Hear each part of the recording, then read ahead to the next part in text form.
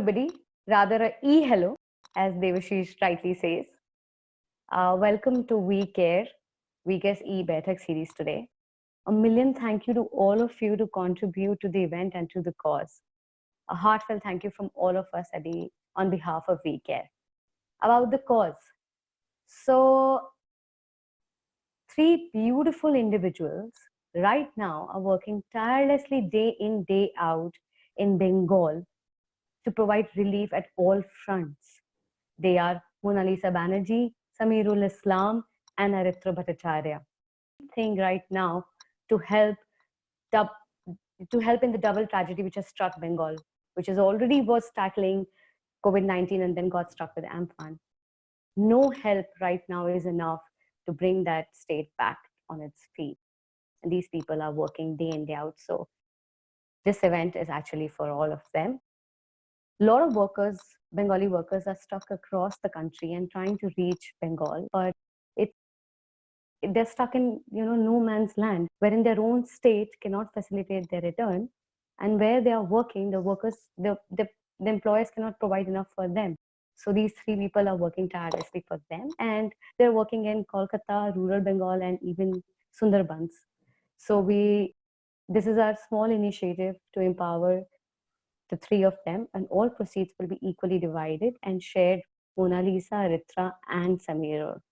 So thank you again for contributing this. A little about We Care. We Care is a group of utterly gorgeous people from across the country who've come together to form series of online events to support a lot of NGOs, activists, social activists, individuals, entities working for relief, food, transport, medical relief across the country. So we are doing that. So thank you on behalf of We Care.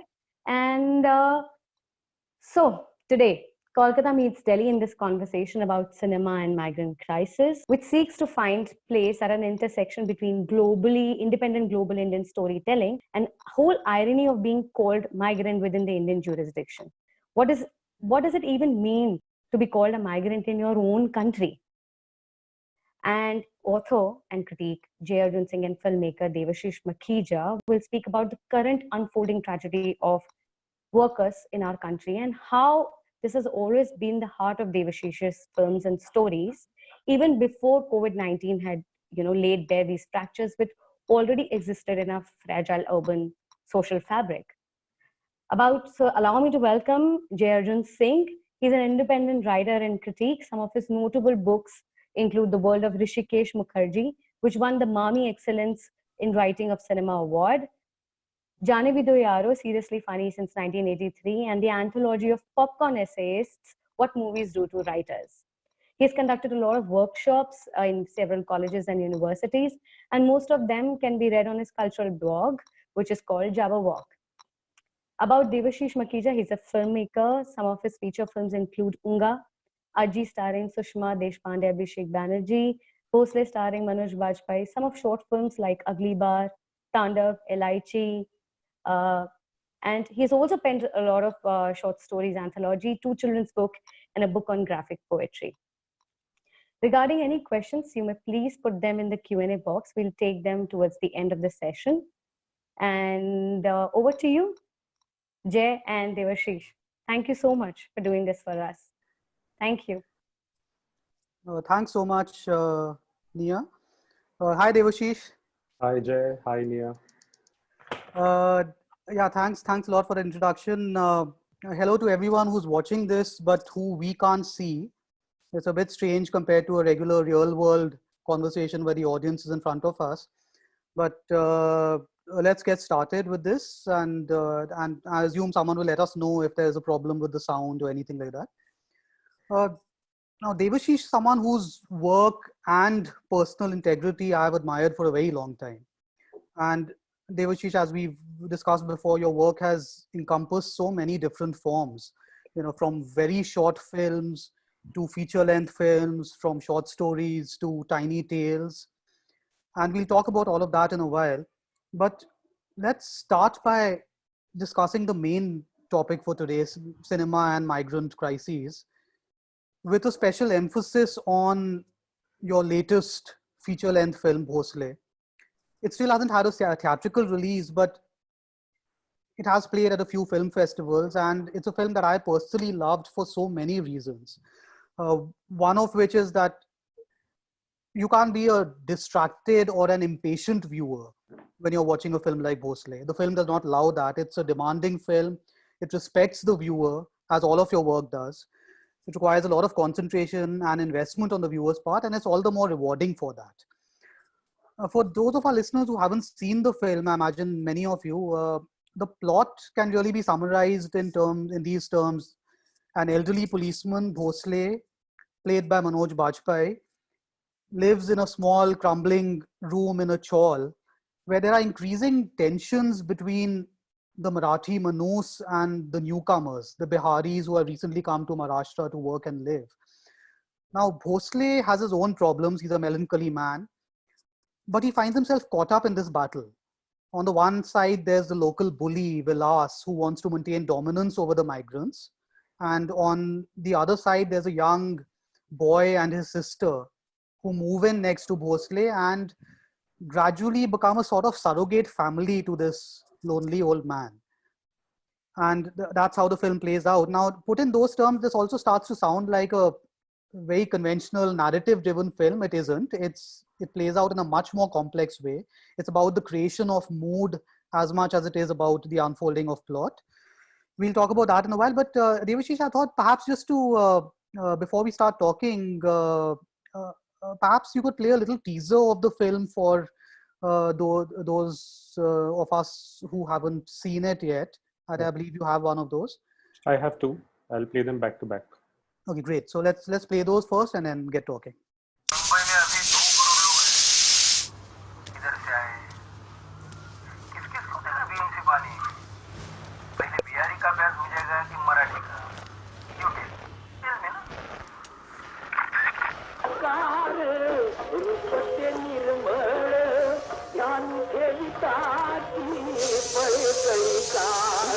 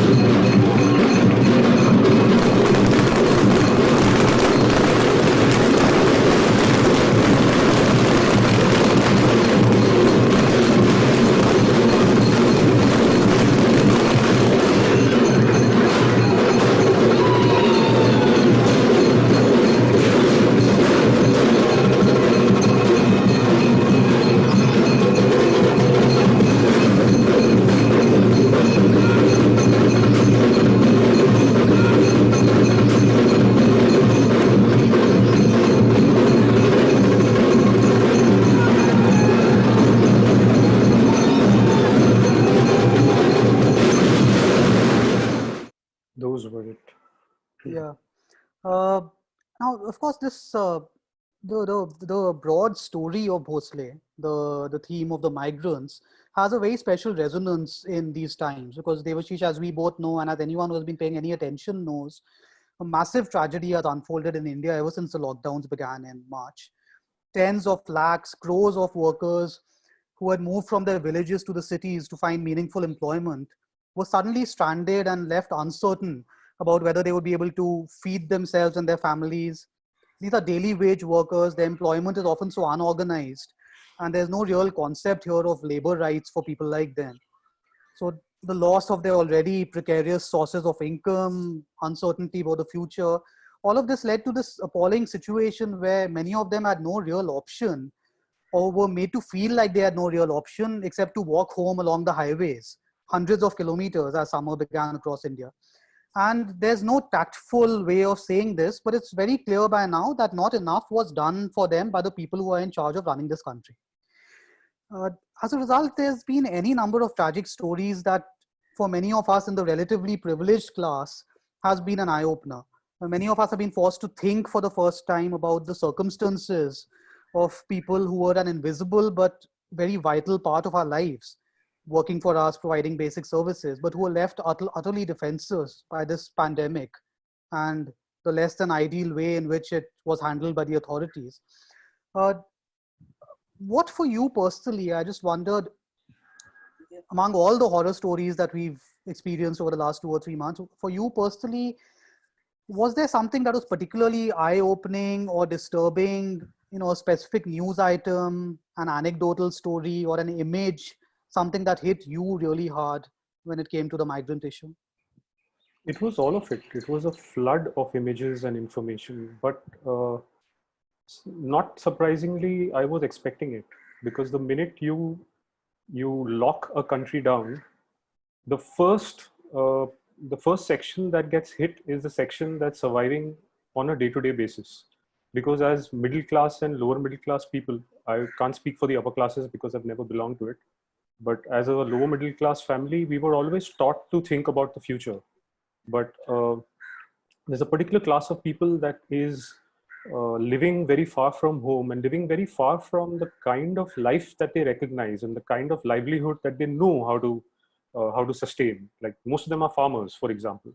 Now, when you're living far away from that, you don't think about tomorrow because you don't know how to think about tomorrow.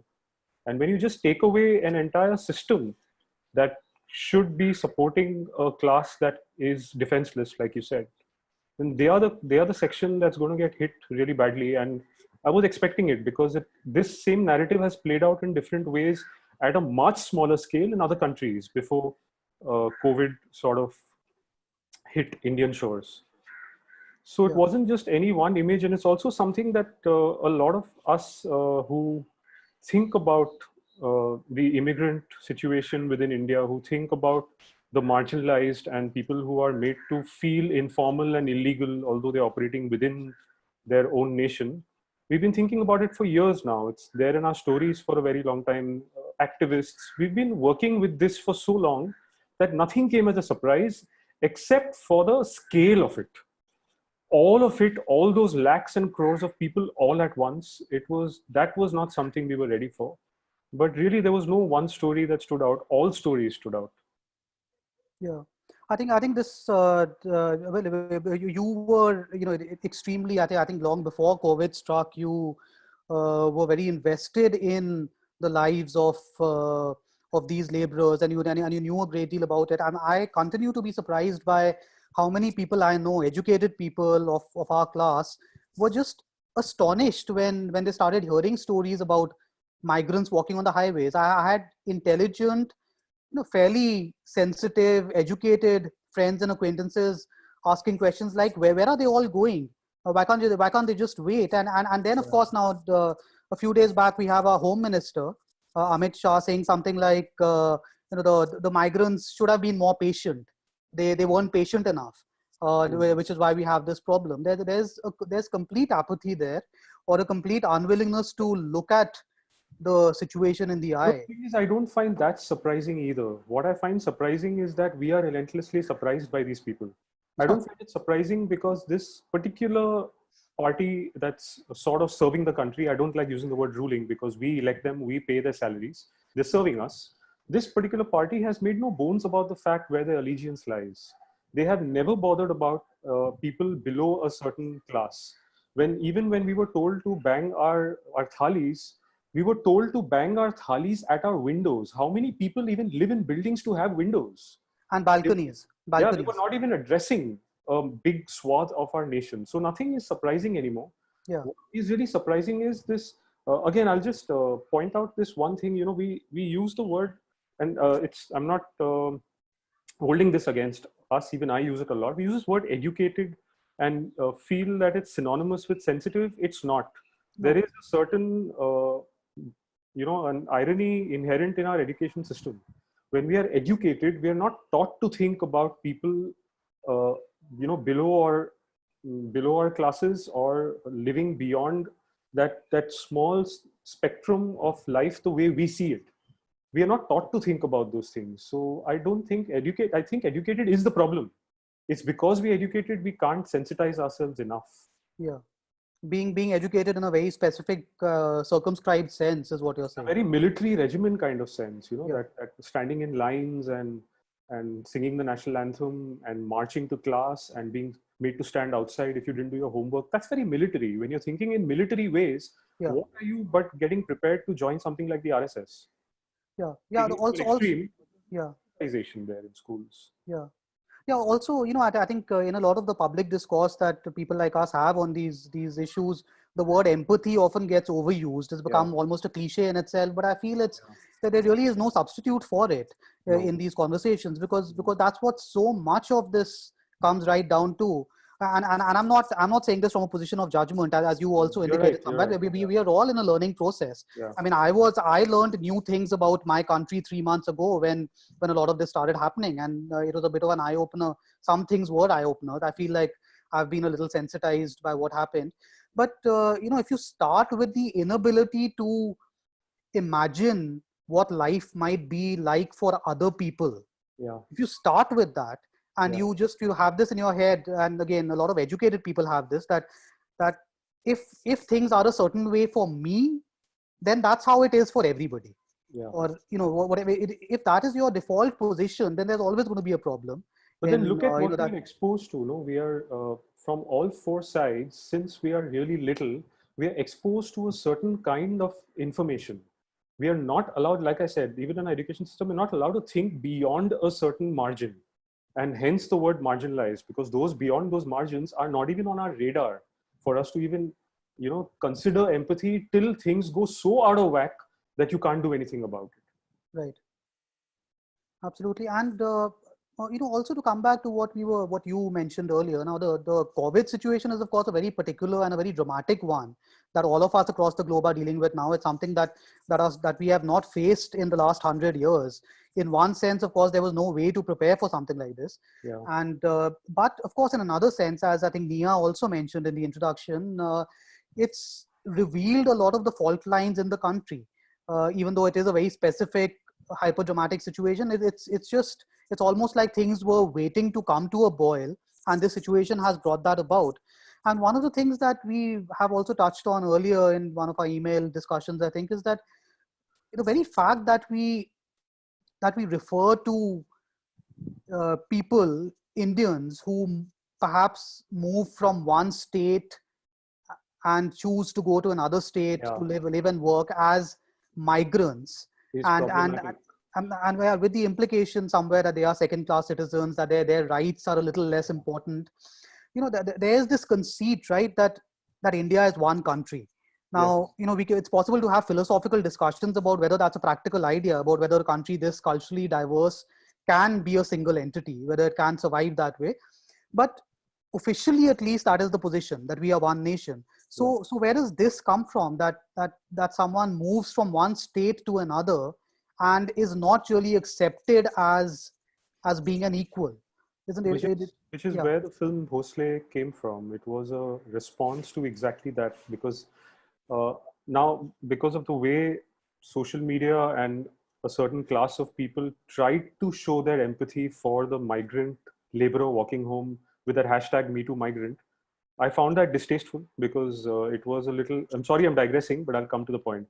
Because in some way it was putting yourself in the same set as the people who are walking 1,200 kilometers back home. And you're not in the same set. Yeah. So I'm having trouble using the word migrant for myself, although till COVID, I considered myself a migrant too, because when I came to Bombay and I was researching Black Friday, and a few years after that, I was constantly made to feel by authorities that I don't belong. And this was around the time that the MNS and the Shiv Sena were the only two entities battling to control Maharashtra and Bombay. And both were pretty clear in their political agenda. They were pro-Maharashtrian and were targeting one or the other sections of people who were not from Maharashtra. And every time I spoke to a cop in those years, I spoke in Hindi, and I always got a response in Marathi. And I found that problematic. Yes, I understand there is some onus on me to also learn a local language to sort of, integrate myself in a local fabric. But you don't have the right to not respond to me in the national language if, like you said, officially, formally, we are one country. So the film came as a response to that, because if I am facing that, then that man from Bihar selling oranges on the road is facing this into 2000, because he's getting beaten, his oranges are getting squashed, his money is being taken away from him, he's getting thrown in lockup just for being in another state and trying to survive. Right. So Yeah, this has been there for so long that I was shocked that people are not talking about the fact that it's illegal to think that way. It's not a migrant is not an illegal in a different state. That's not illegal. You thinking this way and making somebody feel like a migrant within the geographical boundary of India is illegal. And why they were not being thrown in jail, I don't know. right.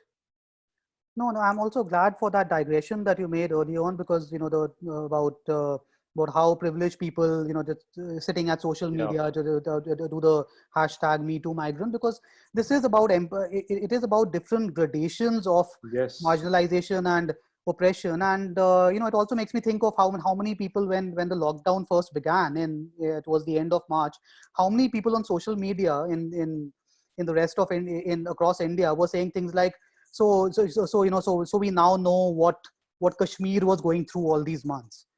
And well, you really don't. It's not quite the same thing. Yeah. And so there is this tendency to appropriate other people's experiences, and sometimes it's a very thin line between doing that and between being honestly empathetic, which is something that I think all of us are struggling with. It's a thin line. Now, as you mentioned, but I was actually just going to ask you how Bhosle came about, but you've partly answered that question already. What I did want to know, though, was it took a long time for the film to get made eventually. I know that. Yes. And you and Manoj Bajpayee were discussing it quite early on. I'm so glad that it got made finally, more or less the way that the two of you wanted it to be made, because he's fantastic in it. It's one of his finest performances, even though he has very few speaking lines. Yeah, he has 17 lines in the whole film. 17 lines and very often and very few full sentences even. Yeah, sorry, not lines. Just 17 times that he opens his mouth and says a word or two words. Oh wow, yeah.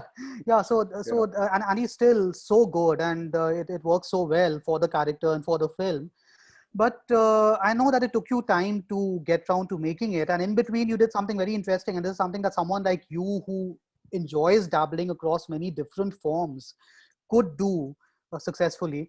You and Manoj Bajpayee made this wonderful 11 or 12 minute long film called Tandav, which came out 4 or 5 years ago, and he plays a cop in that as well, a cop with a different name, but it's just about possible to imagine that same fellow becoming Bhosle 20 or 30 years down the line. Yes. Can you tell us a bit about the process by which Bhosle happened, why it took so long to get made, and what the thinking was behind making Tandav in the meanwhile? So I can connect that to what we were talking about earlier, how people in this country were surprised by how the migrant situation just went out of whack. All those years back when I wrote that story with my co-writer Mirat in 2011, a lot of people, their response to Bhosle on paper was that, who wants to know this story? How important is this story? It happened, yes, for a while when the MNS and Shiv Sena were going crazy, but other than that, what is the relevance of this story? It took me years to explain to people that this story is forever relevant. It's just that sometimes you can't see those fractures because of the very privileged and protected lives you live, and sometimes you can.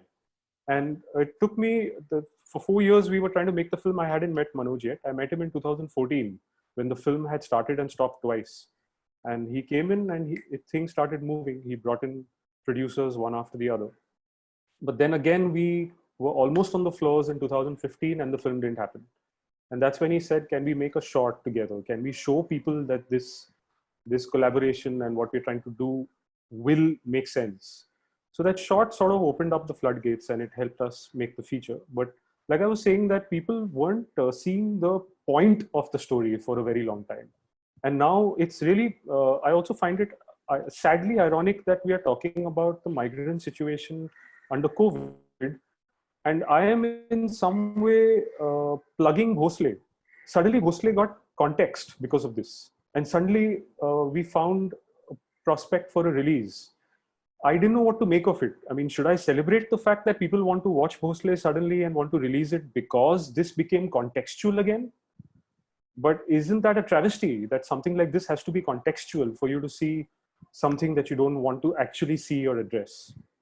Right.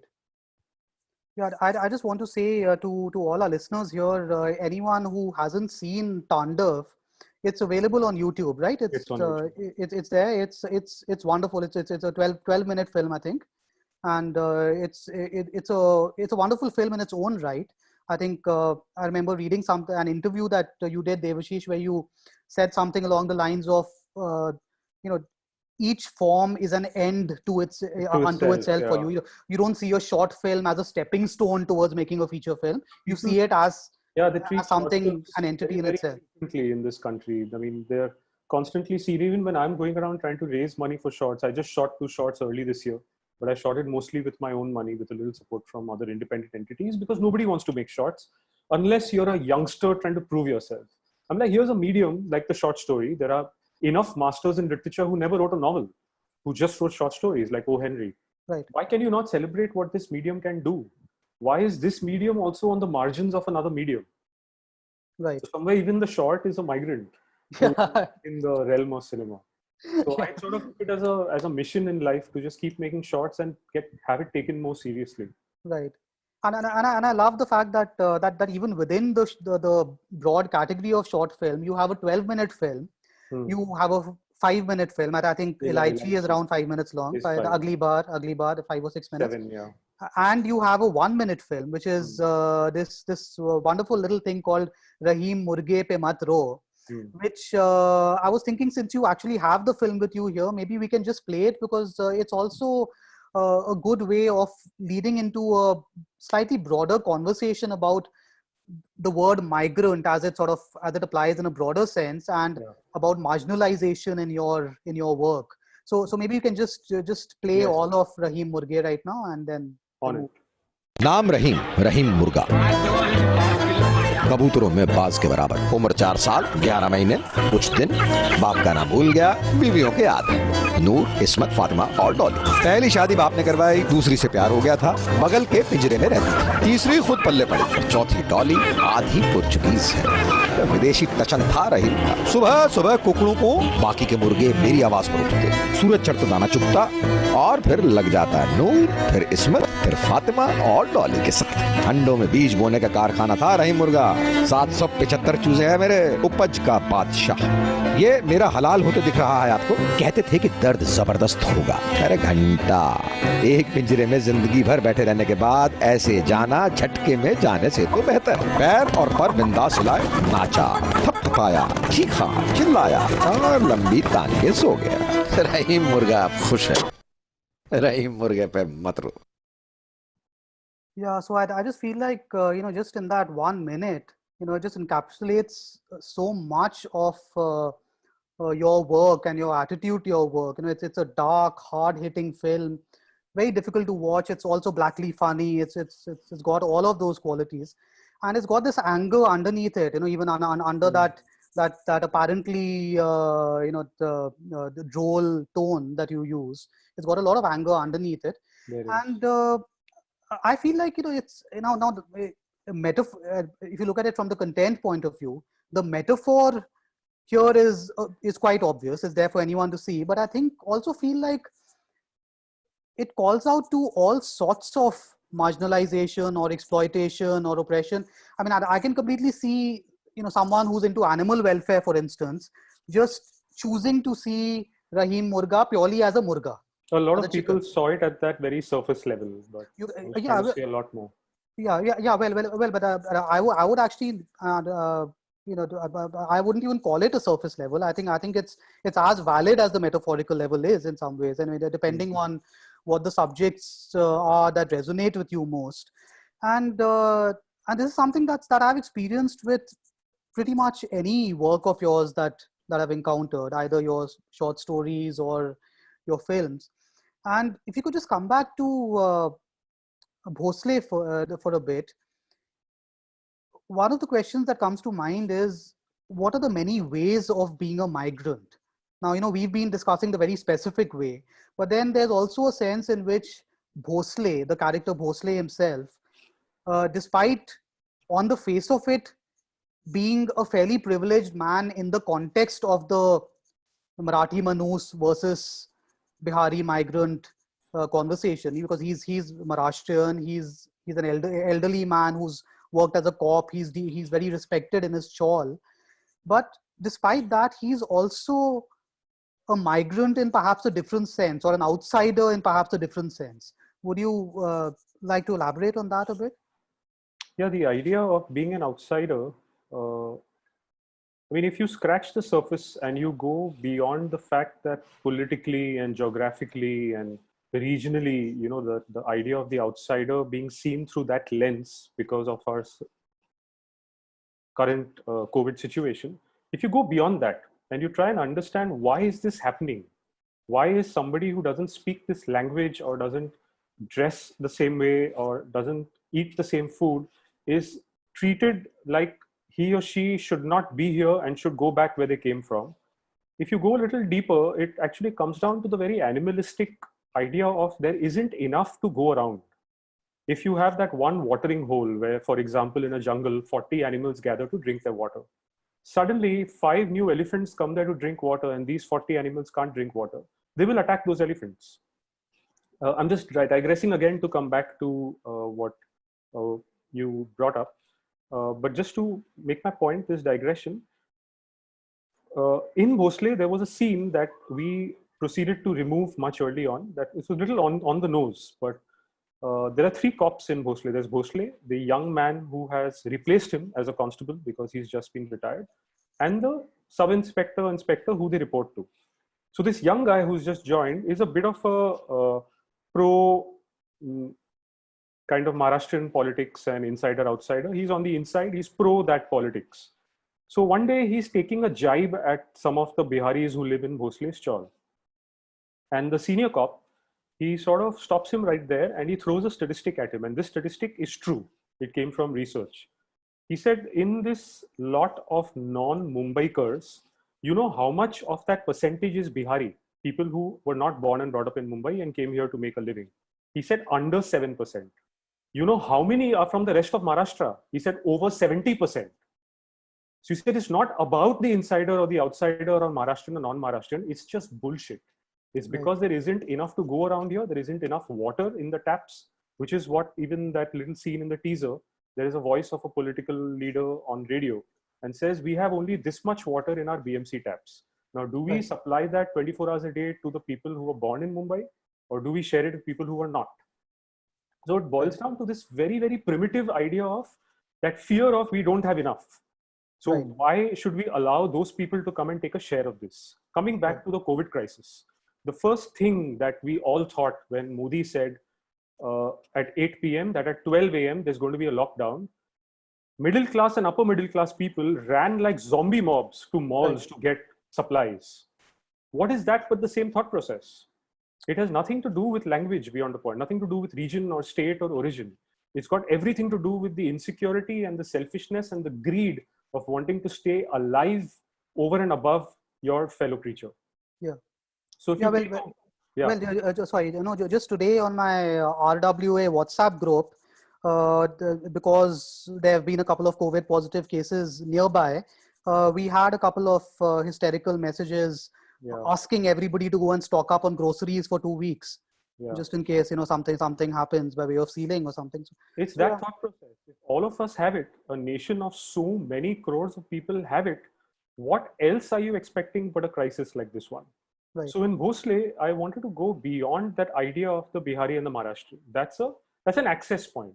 Therefore, even the story like that, the synopsis that you shared, is an archetypal, accessible story. It's an archetypal, accessible politic, but that is simply an entry point. And from there on, I wanted to explore every character in the film, whether they are Maharashtrian or not, lower class or middle class, leader or follower, somewhere or the other, we are all migrants and outsiders to something or the other. Right. And that feeling of being made to feel like you're on the margins is what compels us and drives us to want to arrive at some center. Right. So Bhosle himself in that little house, he doesn't want to live in that house. He wants his job. He wants to be on the street. That job that he does not have is his center. And this life alone in his house is the margin. So somewhere he became the migrant, the ultimate migrant for me within the paradigm of that story. Right. And yeah, and it really isn't, it's so much more than a straightforward political migrant film anyway. You know, in fact, for much of the story, when I was watching the Vilas character, who is really if you have to think in those terms, he's the villain of the story. He's the antagonist, the bad guy who's after the Bihari migrants. But for a large part of the film, you can see that he doesn't really hold the reins of power within his own circles. He's constantly seen as being servile, trying to ingratiate himself with more powerful people who barely register his presence. And he's an outsider too to the power hegemonies of the world that he moves in. Yes. So you have those circles constantly in your work, which make it very difficult to. And I'm glad you mentioned that scene that didn't make it into the film, because you're right. It would have been very on the nose for a film like this, because this is very much a show don't tell sort of film. But it is also revealing. It's a very revealing statistic. And I just wanted to now perhaps to move on to some of your other work and talk about it. Rahim Murge we just saw, of course. But this is something that we also discussed very fleetingly earlier. Even in your work that isn't explicitly political, like take a relatively playful short film like Elaichi, which is a droll sort of film about a woman who's being irritated by her husband's ghost who's hanging around the house. Now, even here, I think you told me that you saw this as being about a form of marginalization as well, in some way. Yeah. No, again, I didn't know this. See, this kind of hyper awareness is not there when you're making something. Right. Over the years of my stuff not getting made, I started trying to study my own preoccupations, also to try and not repeat myself, because I've seen a lot of filmmakers who don't reflect on what they made. They tend to make that same film over and over again in different forms. So I was very scared of that. So when I reflected, I found out that I'm drawn to entities, I won't say characters, entities that are on the margins of what we understand as normal. So it might be a murga in an anthropocentric way, where in a world that's run by human beings and humans see everything as resource, the murga is marginalized. It's not ascribed a consciousness or a mind or a decision, a decisive soul. It's just seen as food at the end of the day. Similarly, I've had, for my own personal reasons, I've been obsessed with the afterlife and the spirit world. And I can't watch horror films, not because they scare me. I don't find them scary. I find them a little ridiculous beyond a point. And especially horror films where the soul of a departed turns out to be malignant, and malicious. I don't get that, because whatever little I have experienced or understood of the afterlife, that's a conversation for another day. I just felt that any energy body that has left an earthbound human body is actually more scared than the earthbound human body, because they don't know why they're still here and haven't moved on to some other realm. So that sense of being misunderstood and being displaced and not feeling like you belong because you're not earthed anymore felt like marginalization. So I thought, let me tell a story of a ghost who is misunderstood, who is seen as spooky, but he's anything but. He's more spooked than we are. So that it came from there, the marginalized idea of a ghost. Yeah, that definitely comes across in the film. And also, just moving on to a couple of other works that you've created. One favorite, again, while on the theme of marginalization and the many forms that it takes. One, my absolute favorite short story by you is in this book. It's a book called Forgetting, which is a collection of Devashish's short stories and very small, tiny tales as well. Stories, yeah. So this story, it's called By Two, and I think it first appeared in the anthology Mumbai Noir. Yeah. It's a truly chilling story, and I'm going to try and give you the gist of the story without spoiling it, because there are spoilers. It's about twin brothers, Rahim and Rehman, who find themselves in Bombay working as auto drivers, and that's really all I can reveal here. There are twists and turns. It's a very cinematic story also. In fact, I wanted to ask you when is it going to be made into a film, because it needs to be made into a film. The 49 stories in the book, over 30 of them were first films. And because my films were not getting made for so many years, I Right. turned them all into short stories, because I knew a time will come when the Yeah. web space will only do adaptations. Yeah. And I'm trying very hard to, the script is ready. The script was ready before the short story. Right. And I'm trying very hard to get it made now. And I hope it gets made, because it's, I remember reading it the first time I read it, and then I read it again a few days back. I could just picture it unfolding. It's so cinematic in that sense. And in fact, the first time I read it, I was thinking if it had been made 10 or 12 years ago, you could just see someone like Nawazuddin Siddiqui. Nawaz was attached to it in 2013. Oh, he was. Wow. Yeah. Wow. Yeah. Well. Of course, and I'm not sure that would work anymore now, because he's done so much, and he's and got a certain now image. he's not the right age and all of those things. But he was attached then, and nobody really wanted to back a film this political and dark and all of those things. Yeah. So it never got made. And it really is. It's a story about many things, but it's also about looking out for yourself in a merciless city, and the things that you have to do to survive in a place. It's highly recommended to everyone who's listening here who hasn't read it. And the other and your feature film Ajji, which we discussed last year, exactly a year ago, and which is again such a dark, such a hard-hitting film. Should I show something before we continue? Yeah, sure. So there's a 90-second trailer that we cut, which was not released. It's an unreleased trailer. This is Ajji? Ajji, yeah. Right. Yeah, so just show it and then we'll talk about it. Okay.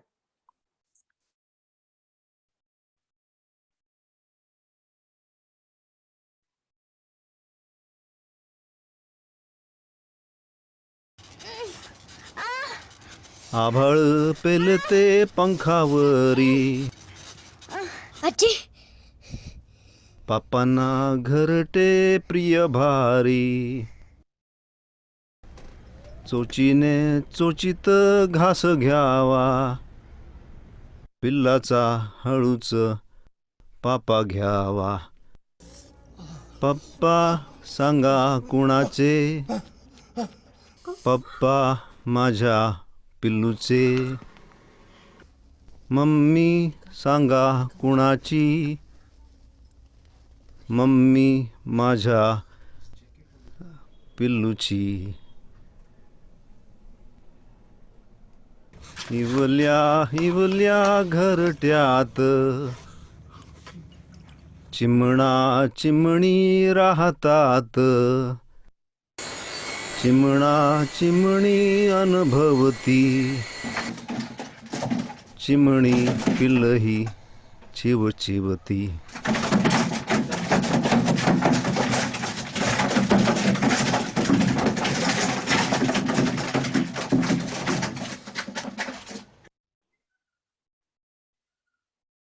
So why didn't you use that trailer? Were you advised against it? This was not my call. It was the producer's call. Okay, it's very effective. But needless to say, the use of the song is so effective, and I'm sure it's given our viewers and listeners some sense of the film. But again, what could have been, at least in its broad structure, a fairly standard rape, revenge, vigilante justice film becomes something very different. It becomes this low-key, gritty story that confronts the viewer with the horror, not just of the actual crime that's perpetrated on a little girl, but also what the avenger must become in order to retaliate to the crime, the little girl's grandmother. And again, it's also a film about the relationship between a society and the crime that occurs in this society. So, for instance, there's an early scene right at the start of the film. I think there's a scene where a cop has come to the family of the girl who has been raped, and he's bullying them around. And at one point, he tells them something like "Tum log illegal ho," which is such a telling way of it. Also harks back to what you were talking about earlier about the concept of illegality. But it's such a telling way of just putting people in their place, putting people who are already victims, who are already marginalized and oppressed, further in a dark hole. So just tell us something about this film and its conception. In fact, that we spoke about this earlier, that word illegal is not a word that we in our daily discourse use often to connote, represent, or refer to a migrant, an immigrant, the marginalized, the dispossessed, the displaced. But somewhere the system doesn't use those words that we do. The system always uses the word illegal, because you don't have ID to prove that you are from this place, and you don't have antecedents to say that you were here for this long for you to get a piece of the pie that is made here. So that word illegal, the minute it's thrown in the face of someone who is powerless, they don't know how to counter it, because you're up against the state machinery. So this film was actually a study in that illegality. It was a family, and therefore I made each one of the members of that family do something out of desperation that the state will not acknowledge, that the state will not allow unless you pay the state to do what you're doing. And the transactional nature of legality, that you have to pay and you become legal, I find problematic. Right. And somewhere, I know might be unnecessary to bring this up, but it's also one of my pet peeves. This was the whole NRC-CAA debate.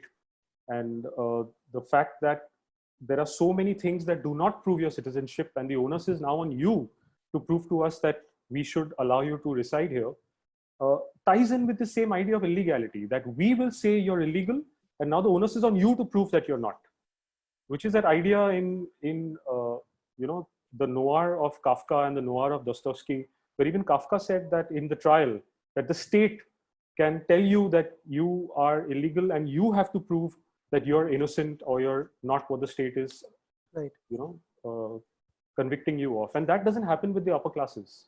It almost always plays out with the lower classes. Right. Because the odds are stacked against them. Yeah. So Ajji for me was that treatise on all these things. Now what I'm saying might sound like an intellectual treatise. Now I go in to pitch a film to a producer and I start saying these things, no one's going to give me money, because I've been in that place before. So with Ajji and with Bhosle, I first tried to find an accessible, archetypal, simple story, an access point. The minute there's an access point, it empowers my producers to A, allow me to make it, and B, be able to position it somehow that people will watch it. And then it allows me to bring in these motifs that I actually want to talk about. Right.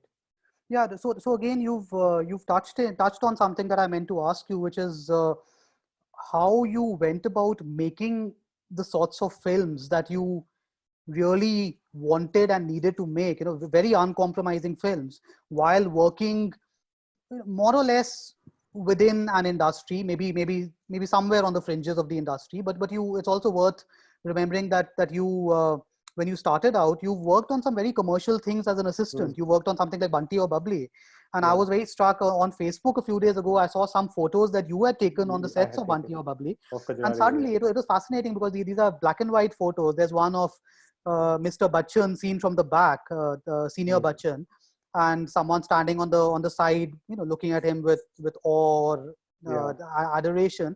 And suddenly, with my memories of watching Bunty or Bubbly back then, now I'm seeing a completely different perspective on the film. I'm seeing Bunty or Bubbly filtered through Devashish Makhija's lens, and suddenly the mainstream becomes almost indie, almost avant-garde, much more interesting and potent in some ways. But tell us something about your filmmaking journey, because it can't be easy. You know, the Bhosle didn't get a theatrical release. Now it will be coming out. It will be available soon. Yeah, it will never get a theatrical now. Yeah. But it's been a very long time for a film of this quality, you know, to not reach its audience. Ajji also, it's not like it was ever going to be a big film, a widely seen film. Both films, I have to say this again for those of you who haven't seen it, both films have sections in them, 10, 15, 20-minute sections that are very, very difficult for a casual viewer to watch. In Bhosle, in the first 30, 40 minutes of the film, it's all about the creation of mood. It's about showing us this man in his dingy room. So you have 15-20 minutes of time almost standing still, or just repetition of his daily routine, and punctuated with a fascinating little flash forward, a fantasy, a nightmare that he has about. Arey, spoiler alert. Okay. Well, but the way it unfolds, it doesn't even feel like it would be a spoiler. And in Aji, there's that brilliantly disturbing scene with your casting director Abhishek Banerjee, who plays the villain in the film, with a mannequin. I'm not going to provide more spoilers. You've seen some of that in the trailer as well. But so you do these things in the cinema that you've been making.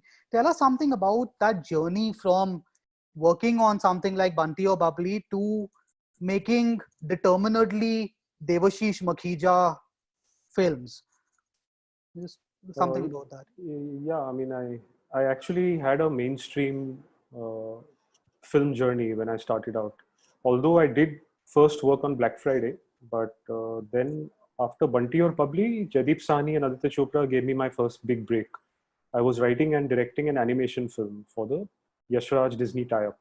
It was a tie-up of two films. They released a film called Roadside Romeo, and mine was the second film. And I was in production for over 3 years. And we were in the final stages of claymation and getting into the 3D animatics when they shelved my film, because Roadside Romeo didn't do well at all. And I was sitting on a 3-film deal, and I was envisioning a Yash Raj film career. And when this happened, I just, I don't know what happened to me, but there was a lot of rage inside that you can't take 3 years of my life and then make a decision like not make my film. Because you don't come to Bombay knowing that films get shelved. It's only when you spend time here, you realize that, okay, it's not easy to see a film from 0 to 100. Anytime between 1 and 99, your film can get shelved. Even after you shot it and cut it, it may not see the light of day. So that's not a reality that you come with. So when that happened to me, I just sort of walked away. I said, I don't want the 3-film deal. Let me figure out what I want to do, because I can't just write away 3 years of my life. And I went to Orissa, Chhattisgarh, and Andhra to understand the Naxalite Adivasi mining development conflict situation, because I've been reading about it, and I just felt that the real perspective was not reaching me through the various media. So I undertook a trip, and I was there for about 5 weeks, and it was a trip of no return. I came back and I had to tell those stories for the rest of my life. I couldn't go back to Yash Raj. I never did. Right. And from then on, the films that I was writing, the stories that I was trying to tell, they were not seeing the light of day for the longest time, but for obvious reasons, because people didn't want to put money in those kinds of films. And in 2014, when this government came to power, there was a sudden fear psychosis that we will not make a certain kind of films. Right. Which is when then I had that journey into making my shorts, which was in 2015 and 16. And this is over 10 years after I came to Bombay to make feature films. So it's an accidental journey. I didn't really plan it, but if that animation film had gotten made, there would be a very different filmography, and I wouldn't be the person I am today. So right. I didn't control that. It just sort of happened. So the rage that you speak of is not, like I say this a lot, that I'm not a woman, so I don't know what it feels like to have that rage against the patriarchy in a physiological way. I'm not a Dalit, I'm not an Adivasi, I'm not from a class or a strata that doesn't know where tomorrow's roti is going to come from. Right. So but I want to tell those stories. So how do I appropriate that rage? So that rage that I felt against this system for not backing my films and for not seeing potential in what I want to do is what I channel into these other characters whose stories I try to tell. Right. Yeah, it's again, it's such a difficult, it's such a thin line and such a difficult balancing act, because as you know, a lot of the parallel filmmakers who were working 35, 40 years ago, Govind Nilani, Shyam Benegal, people like that, they've been on the receiving end of accusations that they were making these bleeding heart films about oppressed people without knowing anything about their life themselves. And I think that sort of allegation is always liable to come your way, no matter how much sincerity and how much integrity you put into your work. I think And artists. at one point, I don't grudge the section that accuses you of that. I'll give you an Right. example. In a lot of my Q&As, and you were party to one last year at that Ajji Q&A, I Right. was put in the dock by one woman, and I get put in the dock once in a while about how do you think you can arrive, what gave you the right to think that you can arrive at an authenticity of what a woman goes through, because you'll never know that. Right. And I don't grudge that person that point, because somewhere say for example a Muslim right now, what a Muslim is facing under this particular regime, if I'm not a Muslim, I can never know what a Muslim really feels deep down inside about this. Right. So the Muslim who is feeling that has the right to question me. Now the onus is on me to enter a very, very civil dialogue with that person.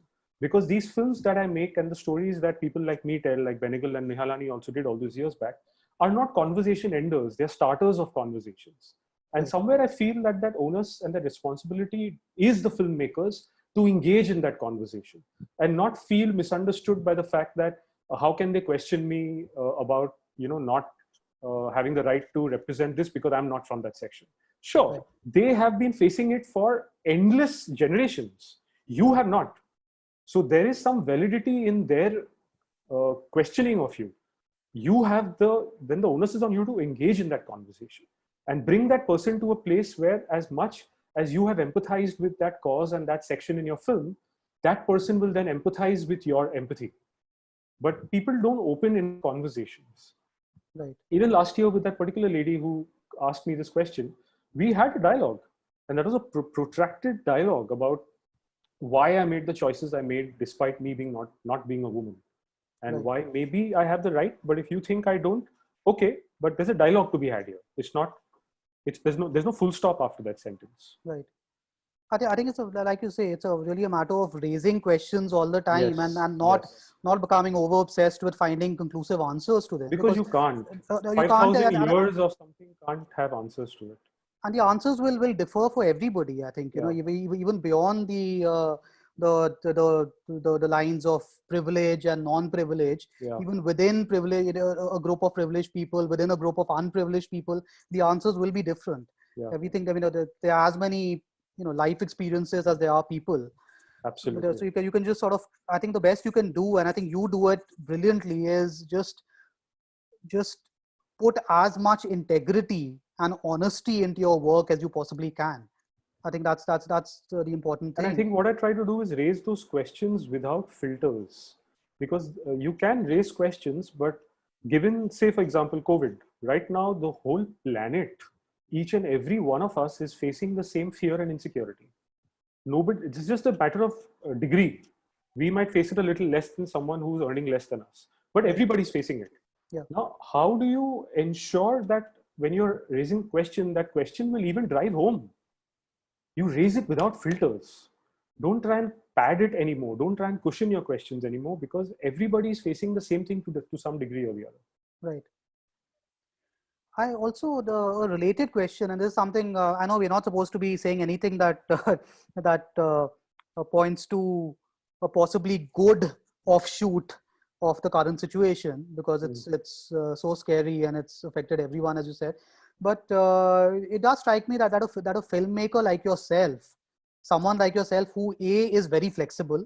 So you've worked, you've done. If you look at something like Ugly Bar, for instance, the sort of film it is the sort of, it's a film that could easily be made in a social distancing age. Yeah. It doesn't even need. No, actually, thank you for that.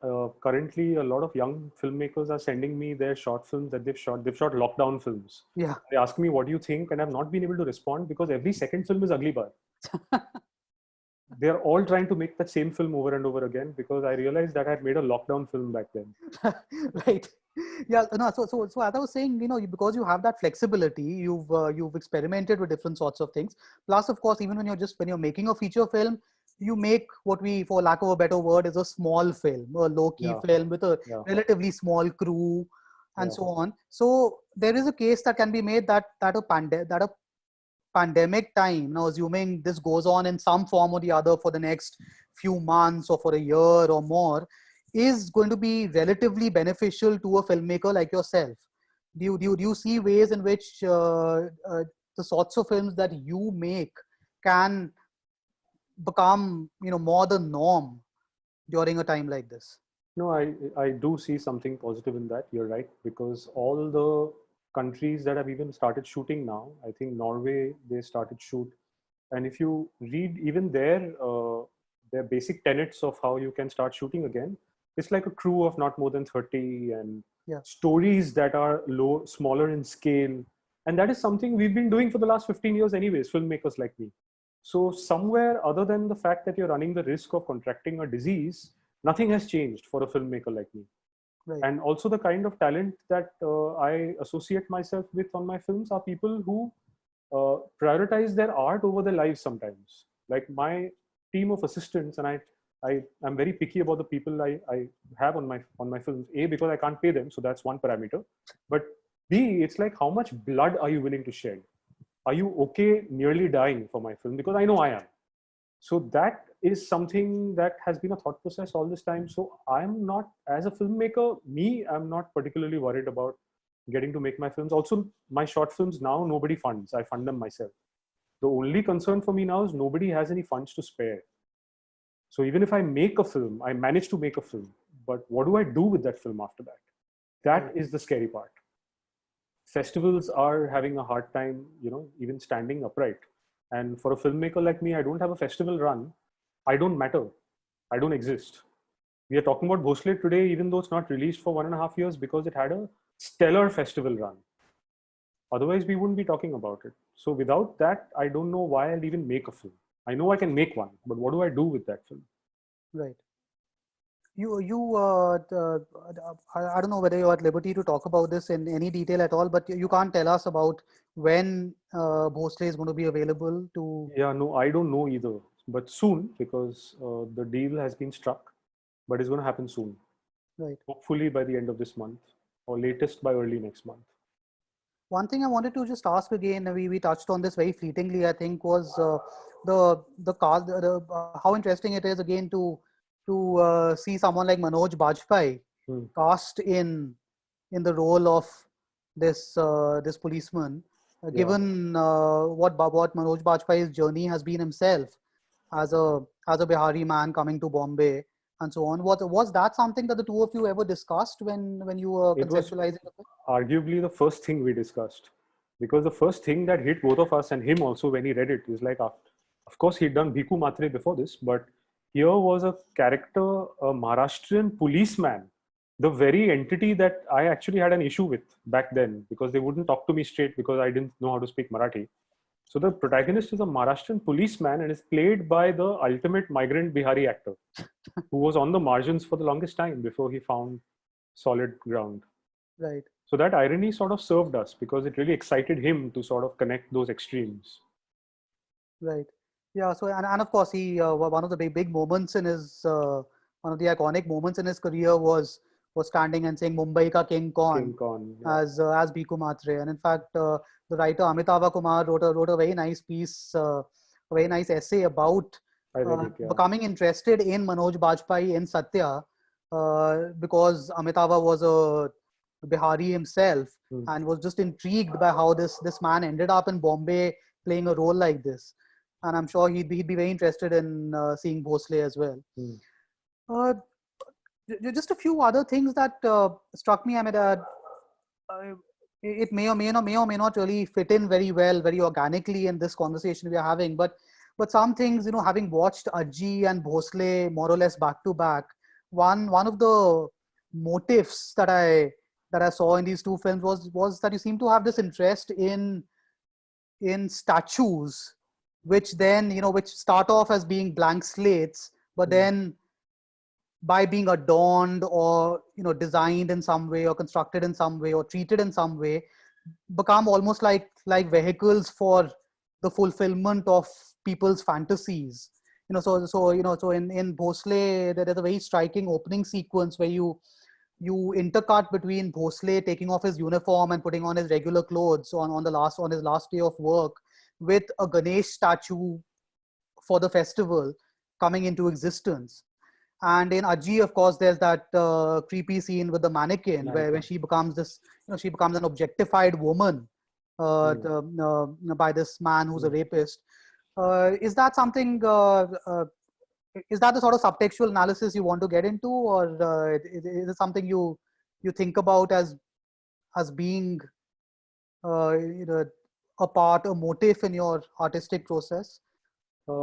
So I've never connected this till you just did, and I find it fascinating the way you read into those two.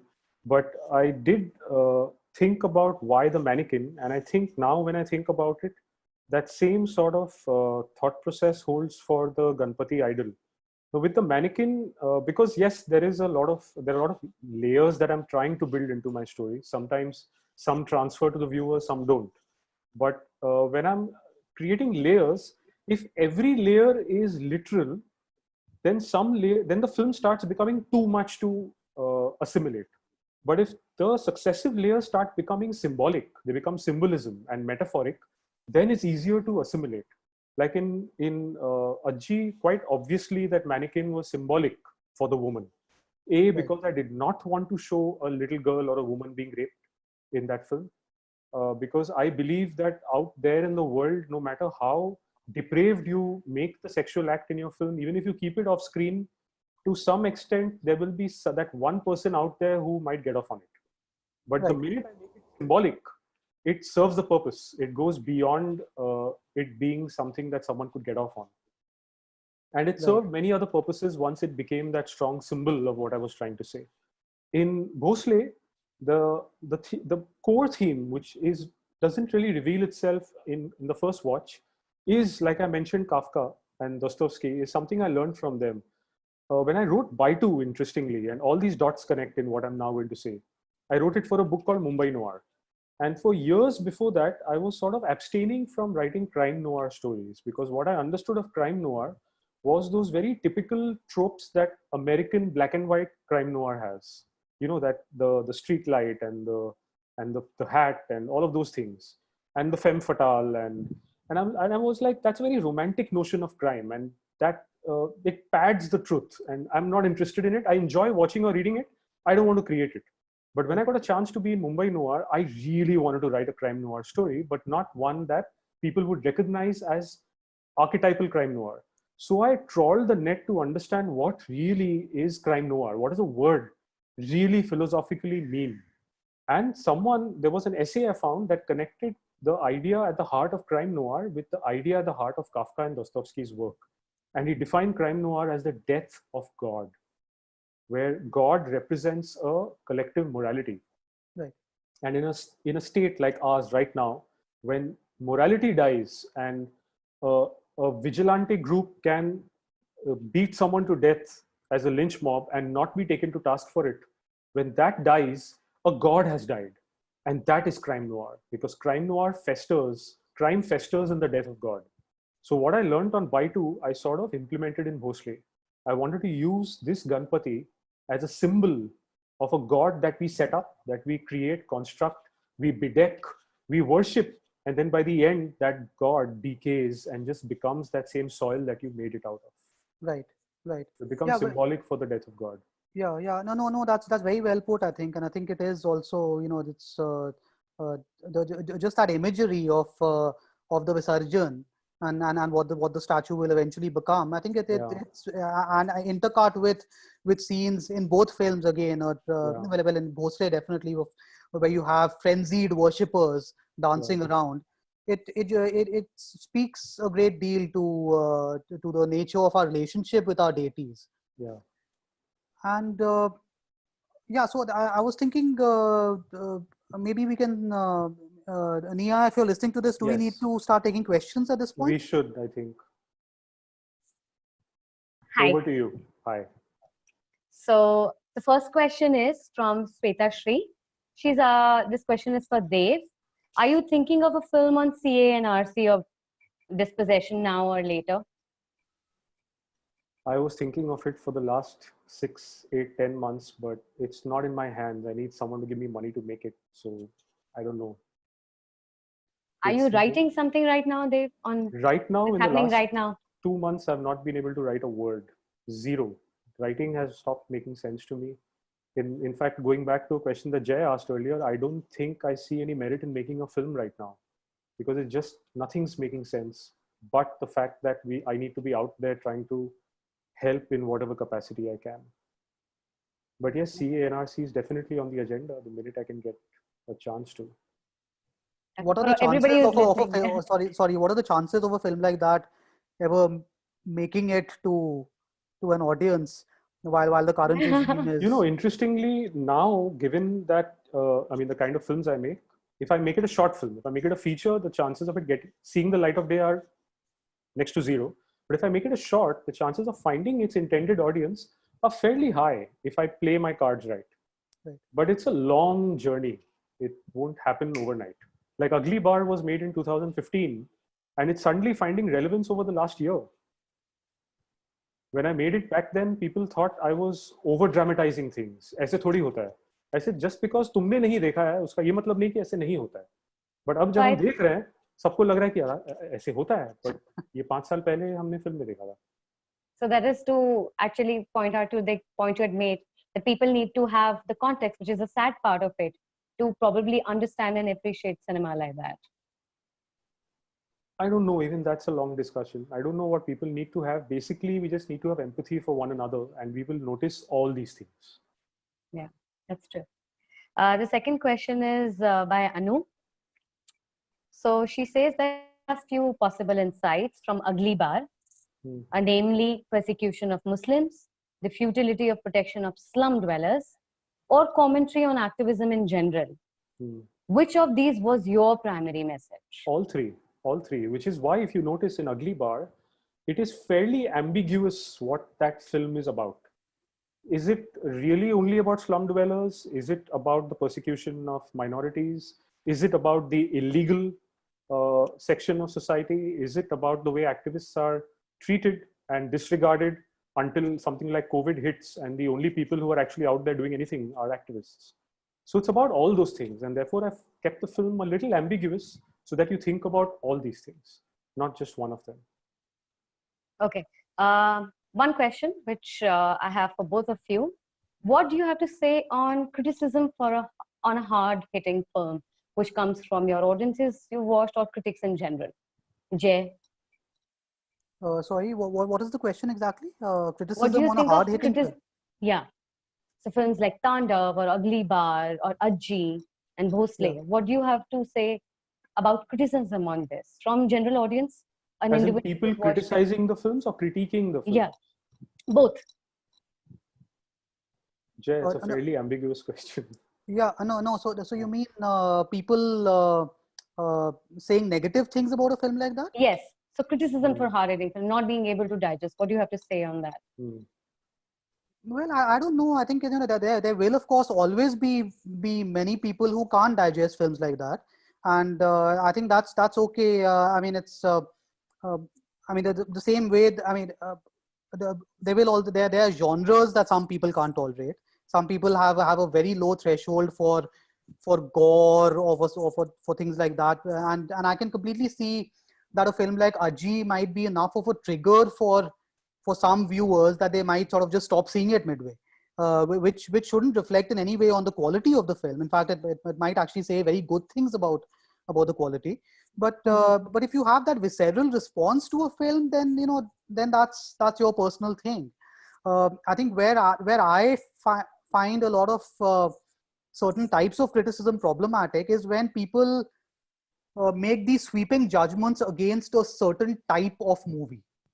That this genre, this tone of film, this attitude to making a film is wrong, and they try to present that as an objective opinion, as an objective view, that this is objectively a bad sort of film to make. This could be mainstream cinema, it could be a certain type of very inaccessible indie cinema, which is never really meant for a large mass audience.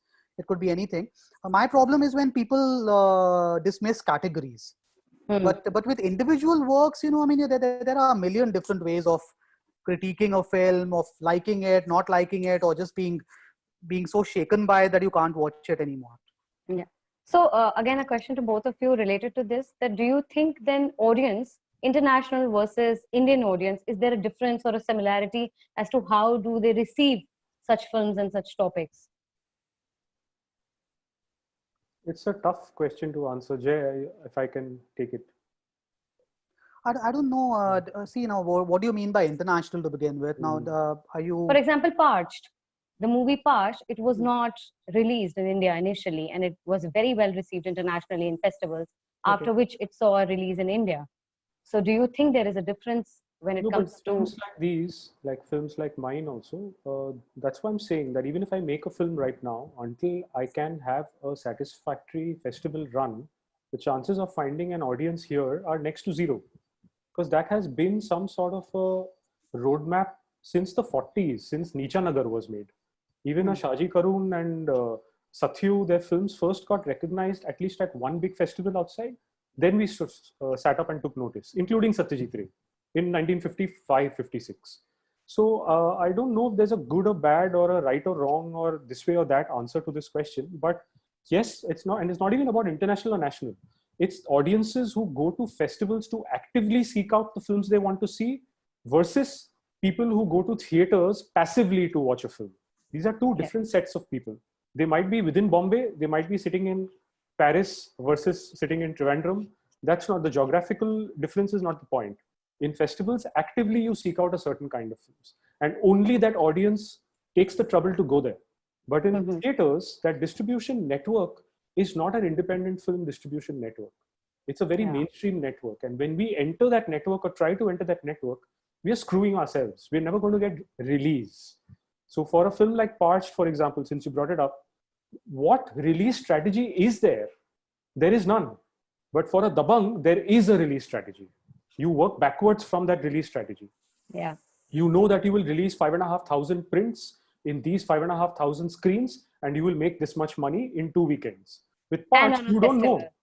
Yeah, you're And on a festival like Eid or Diwali, making it... you have a strategy, basically. With Parched, you don't have a strategy. And that, I think, distinguishes art from commerce. That has always been the case for 100 years, and it always will be. It's not about international or national or domestic or not.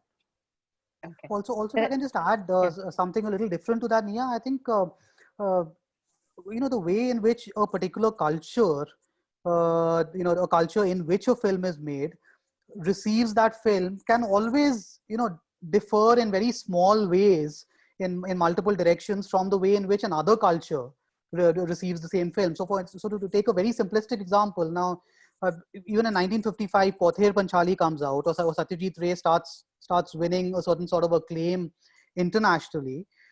Within India, of course, the film was also greatly loved and admired, but there were segments of the Indian population, including mainstream filmmakers in India, who were getting very defensive about it. That here's a filmmaker who's showcasing India's poverty as they saw it, as they viewed it, and it's going out and getting accolades in international film festivals where the motives of the Firangs watching this film are a bit suspect. Maybe they just want to see India presented in that way. Now, that's just one very small example. But I think the way in which a particular culture receives a particular film will always differ in multiple ways. Okay. Thank you. There is a question from Adarsh. He says, when will independent cinema take over commercial cinema? Do you think ever it will? I just answered him on the Q&A window, and I said, never, not really. By default, it's a medium that requires money. No matter how small your film, it still requires money. Writing a book, making a painting is free. You don't spend money. You just spend time. There's an opportunity cost, but you don't spend money. Filmmaking is not free. So unfortunately, commerce will always override art. So what you call the mainstream is not going away. It just might change scale and change form, but it will always override independent and artistic cinema. Always. Nia, we lost you. So there are some more very interesting questions. Let's take them. No one's in a hurry. Yeah. We're locked down still. Yeah. So what's your take on violence in cinema? Also, why does your film never have a gunshot in spite of being violent? That is a question by Dibakar. Now, interestingly, Dibakar is doing the sound design on one of the short films we just made, which is not ready yet. And that film initially ended with a gunshot, and he made me consider not having the gunshot. I think that's why he's asking the question. So, hello, Dibakar. And yes, and I was very drawn to the suggestion that you gave when we removed the gunshot, because it took me back to the same intent that I had in Tandav. There is a slightly long answer. It might take 2-3 minutes, so bear with me. So there, especially in artistic cinema, if you see all the greats, you see their films, and even all the great writers or all the great oral storytellers, in great storytelling, you will see that the storyteller, although even if they decide to start their journey down a familiar road, they end up going down unfamiliar territory. They take you to places you've never been before. And it's really hard to do that, because the minute you set yourself up for a human journey, it has been done so many times before you in thousands of years of storytelling that as a human being, you tend to go down certain predictable paths. So I look at those paths as rivers. And what happens when you dam a river suddenly is that tributaries start forming, because the river still has to flow, right? It pushes, the water force pushes and finds new tributaries. Sometimes those first 5 tributaries also look predictable. Then you start damming those tributaries and new tributaries form that you may have never seen before. So for me in Tandav, not allowing him to fire that gun pushed me to think about, okay, that energy, that explosive rage inside him has not found release. How will it release? So I considered a lot of alternatives before I found the dance. And because that film worked the way it did and it changed the course of my career, I try and do that with every film, that if you just damn the predictable, maybe the unpredictable will reveal itself. So even if a gun gets drawn in my films, it never gets fired. Because if it doesn't get fired, some other kind of violence will perpetuate or will reveal itself that you may never have seen before. And I'm interested in those new expressions of violence, because that really unsettles the viewer. And it probes, deeper than just a gunshot.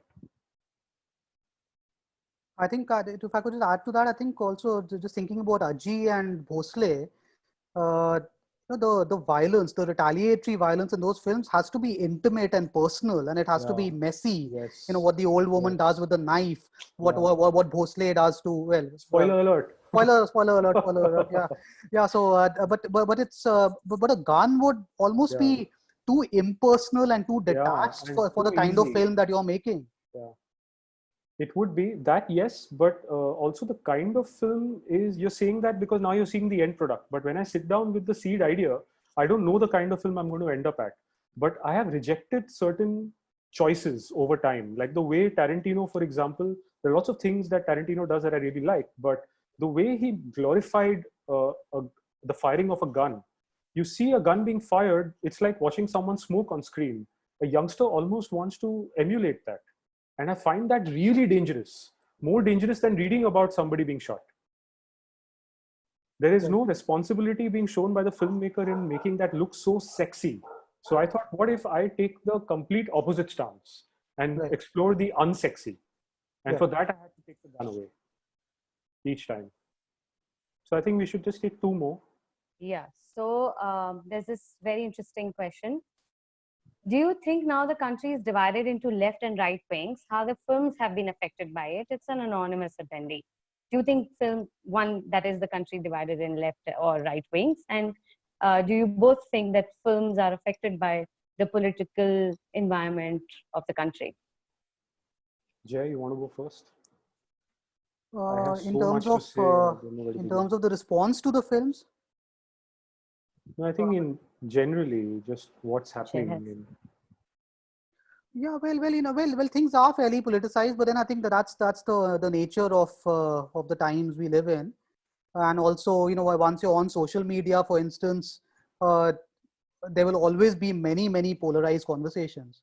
So I'm not going to say much about this, but one thing I do always find interesting and amusing as well is that many of the most interesting and nuanced films that get made find ways to offend people on both the left and the right. Yeah. And you see that a lot in conversations with each side claiming hurt feelings or claiming that the film is biased towards the other side. But Yeah. there's a term for that also in the field of cognitive bias. It's called the hostile media effect, which is which basically says that while watching news presentation, for instance, uh, anyone who feels strongly about a particular issue will almost always feel that the presentation is biased in the opposite direction. And So Jay, interestingly, I see you face that a lot online because you have a stance on justice, you have a stance on fairness, but when a right winger or a left winger enters your comment thread, you tend to get attacked from both sides, and you're not allowed your perspective as just as someone who's being humanistic. yeah, well, I've seen that a lot. well, I don't know. I can't really comment too much on that except to share this little amusing story about how I have recently been blocked on Facebook by someone. And this is not a troll. This is someone who I know to be a pretty intelligent, sensitive person, who blocked me after calling me a closet Islamophobe, which was pretty interesting. It was quite a revelation for me, and I have to also say that it did make me think a little bit about some of the things that I've been saying. But to whatever degree self-analysis is a useful thing, I feel like it was an unfair judgment. And yeah, I think all of us. One reason why I don't think there's much point in talking about this too much is that all of us feel very strongly about certain things, and even the most self-aware of us, when you feel strongly about something, you're going to be, you're going to become hypersensitive about what somebody else says at some point or the other.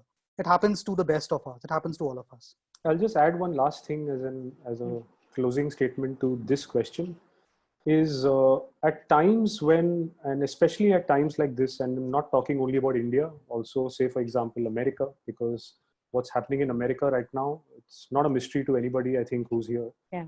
When you have I won't even use the word fascist because it's such a done to death word, but when you have a regime with extreme ideas, people tend to see things in a binary because it serves the regime to make people see things in a binary.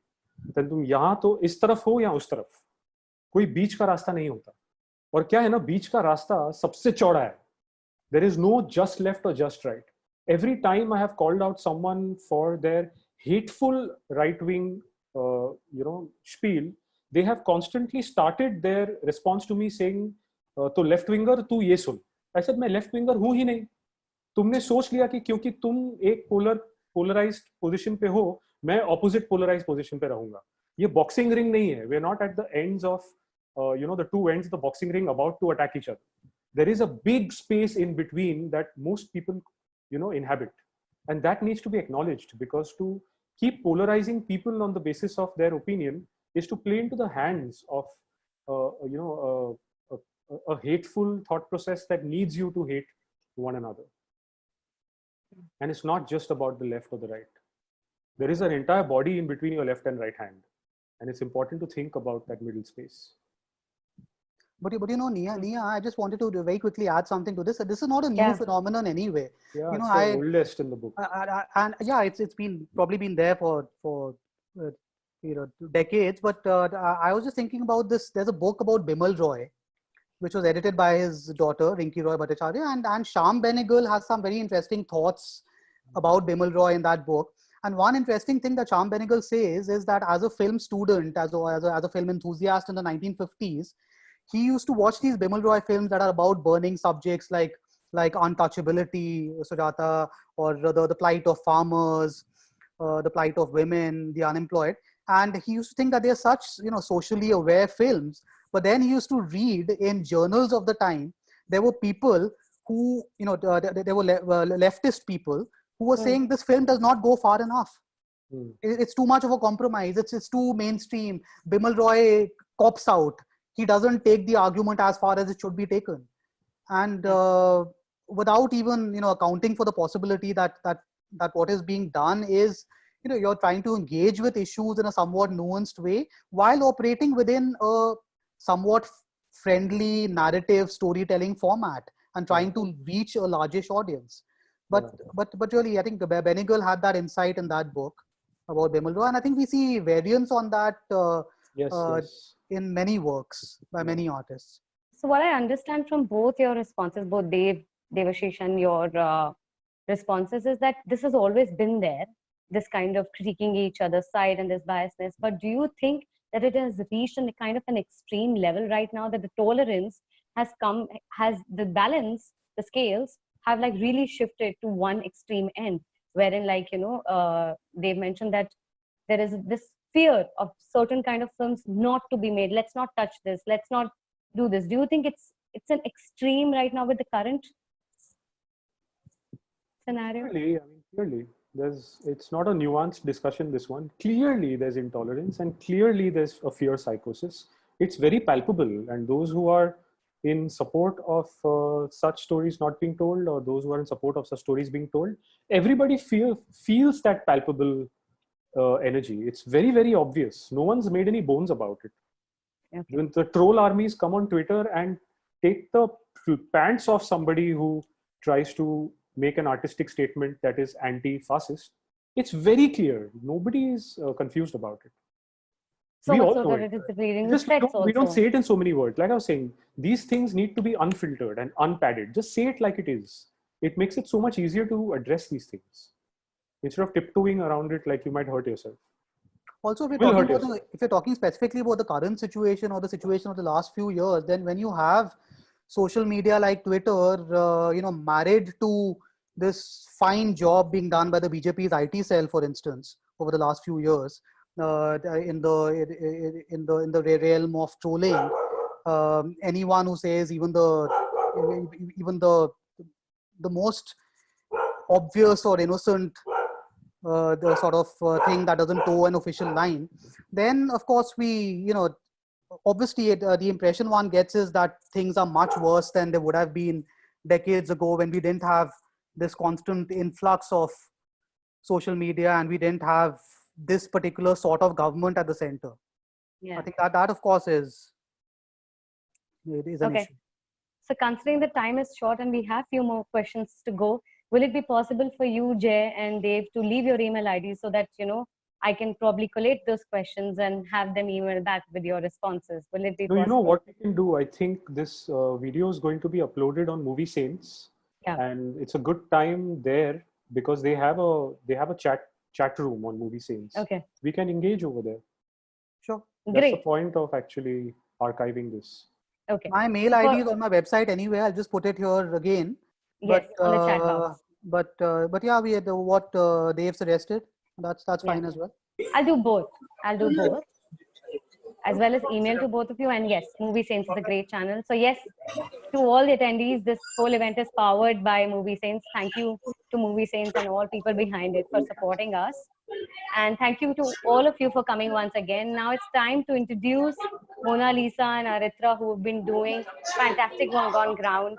And we are trying to raise funds for them. So let's welcome Aritra first. Hi, Aritra. Hi. Can we see you? Can you probably enable your video? Let me just try. It's on the left-hand side. If you tap the screen. Yes. Yeah. Hi. Hi. Hi, Aritra. Yeah. The noise is actually coming from behind Aritra. So I think Yeah, there's right a now lot on of ground. background noise here. I'm in a marketplace. So do you want to say something to all our attendees and Dave and Jay? Is there anything you want to share about the good work you've been doing there tirelessly? Well, I was only able to hear a part of the conversation and it was fascinating, and a big thank you to Jay and Devashish for making this happen and for helping us who are working on the ground. This kind of connect is very, very crucial because it's not just a connect between the filmmakers and critics and people who are working on the ground, but also the audience that has come in for this program. So a big thank you to all of them for being part of this. So tell us something little about your work. What exactly is the situation there and what are you doing right now? Well, so I am primarily a journalist and I've been going around the affected districts looking at the destruction, and the storm has happened and it has passed. But the real crisis in people's lives begins now, because if you look at what had happened after Cyclone Aila in 2009 is a large number of people migrated out of the Sundarbans to work in other places. And that prospect is completely gone now.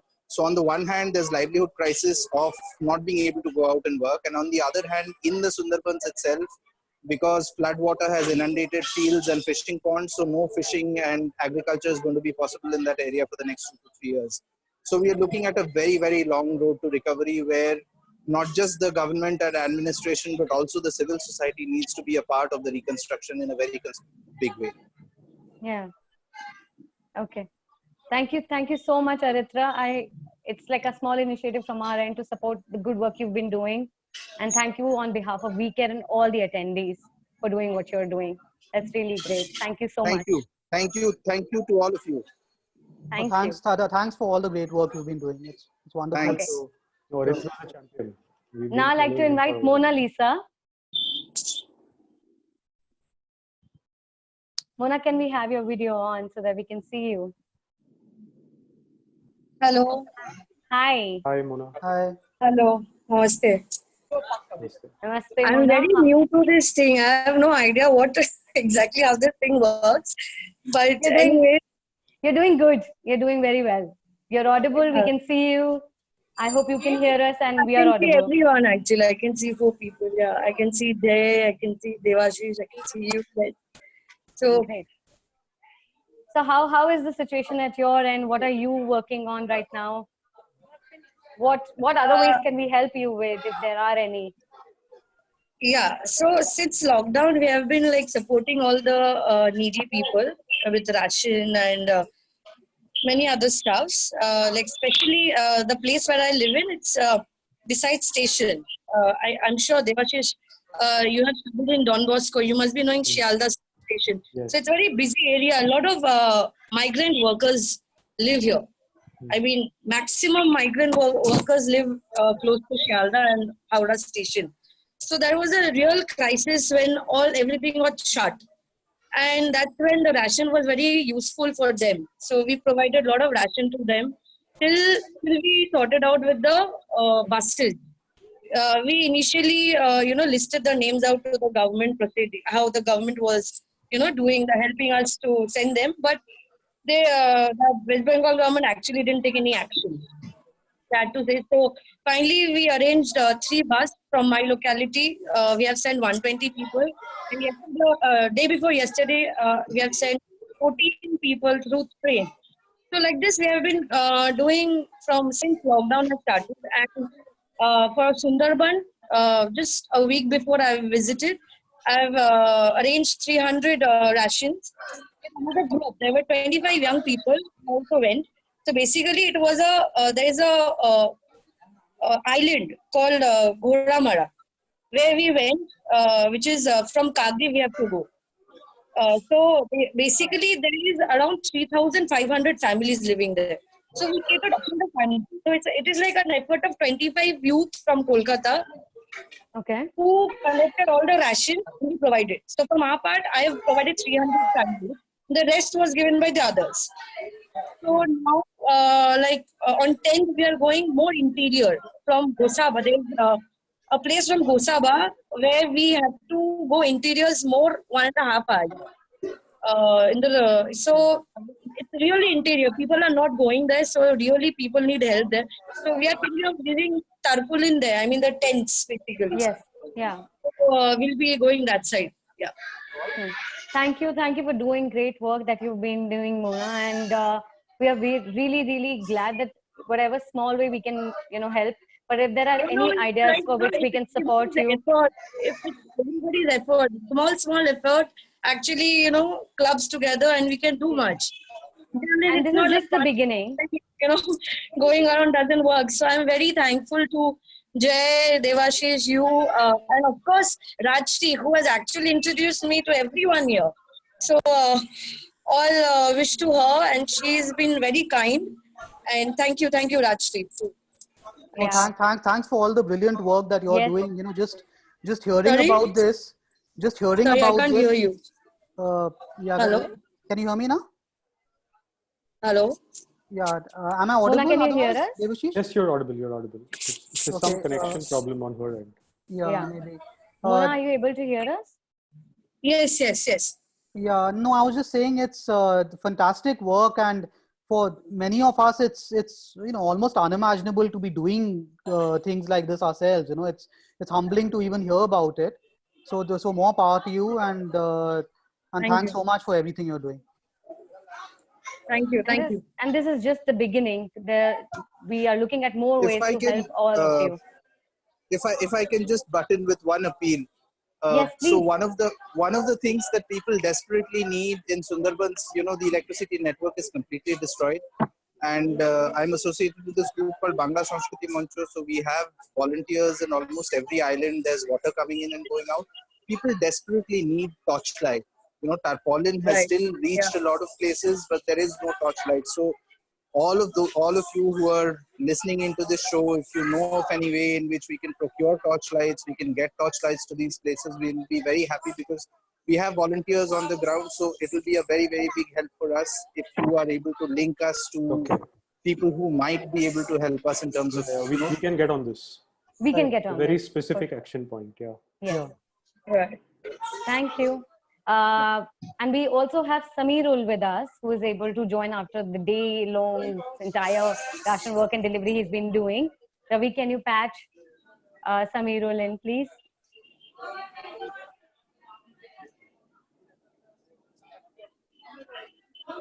Is he there? Yeah, everyone is on same tab right now. Carry on. So is Sameerul there, Ravi? I can't see Samirul in the list right now.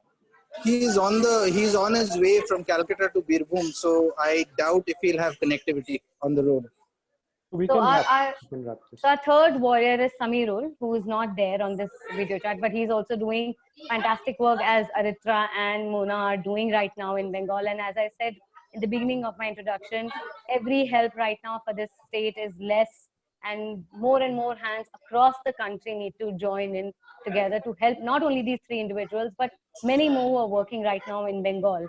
And there is a lot we can do staying in our own homes, and we can help them.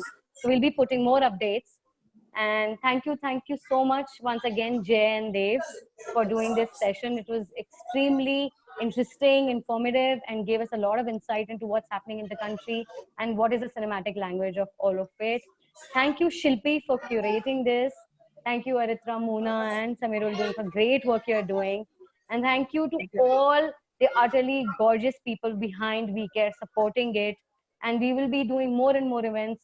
We've taken this to our stride that we will continue to do this. And we are all together in all of it.